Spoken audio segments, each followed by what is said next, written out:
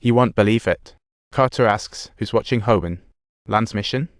To Carter's surprise, so I said no. She came to the abandoned house to keep an eye on him. Just then, someone entered Hobben's house. Carter didn't have time to think. He flung the car door open, and I quickly followed suit, the two stealthily surrounding Hobben. The back door of Hobben's house was wide open, and chaos erupted inside. Carter rushed to grab a few frying pans, only to see Carter told Hobben to calm down, but before he could say more, Hobben suddenly broke free and bolted like a scared rabbit toward the front door. He collided head-on with Zai, and Carter heard a gunshot. By the time he reached the door, he found Zai had been shot. Hobben had vanished without a trace, and in the blink of an eye, it was exactly midnight. 6 hours before Hassan's execution, the formidable sister in the abandoned house watched the kidnapping news, sensing trouble. She suspected Lam had received a mission, but hadn't told them.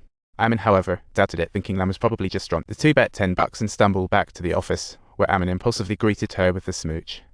A sudden noise from upstairs startled them, but Amin thought continuing to kiss was the way to go.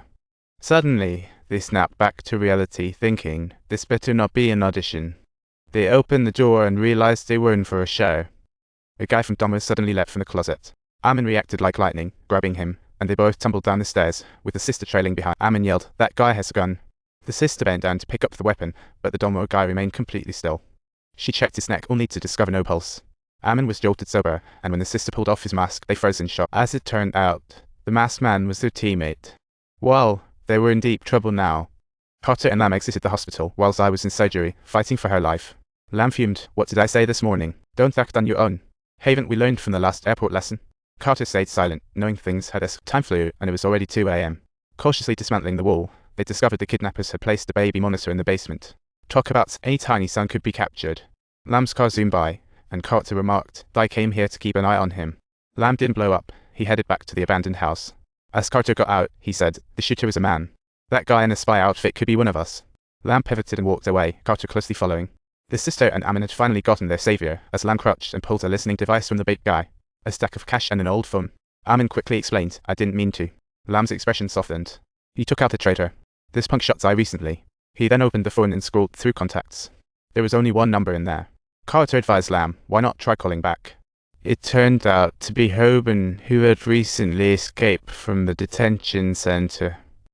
Hobben knocked on the wealthy Mr. Lay's door, who was clearly annoyed and didn't want to associate with left-leaning reporters. Hobben urgently said, "You need to contact the leader of the extremist group you're funding. This kidnapping is a setup within a setup." Mr. Lay told Hobben to get lost, claiming he didn't know any extremist leaders. Just then, the blonde found Lam and bluntly asked what was going on with the kidnapping. The blonde explained that he wanted to take out Mr. Lay because the guy was funding extremist groups.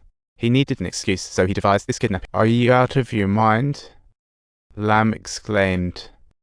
The blonde admitted that the plan indeed had some flaws in it. "That guy is talented. He somehow got intel." Lam interrupted the blonde, "So you sent the big guy to clean up and shot Zai?" The blonde countered, "Why were you guys even there?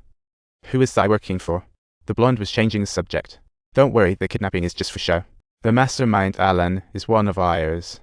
The other 3 underlings are just low-tier extremists. When this is over, they can pin the blame on Mr. Lay." What the blonde didn't know was how big the loophole was. Hassan took 3 hours to remove the last board. He accidentally made a huge noise. The kidnappers dashed out of the basement while Hassan slipped into the sewer. Hassan yelled help from above, but by now it was 3 a.m. and the streets were deserted, so he got dragged off. Lam cursed at the blonde. "You idiot, how did you become vice director? Hobben has run off. If he's got intel, he's definitely contacted Mr. Lay.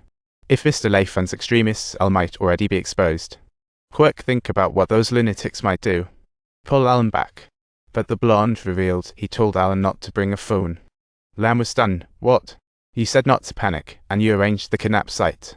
You take the lead to go knock on the door. My people will be along shortly." Lam thought for a few seconds, then replied, "Sorry, my team never works overtime." The blonde softly threatened, "The day Claire's husband died, you were at his house, weren't you?" This struck a chord with Lam, and he ultimately agreed to go knock, promising to get Claire's husband's case filed once it was settled.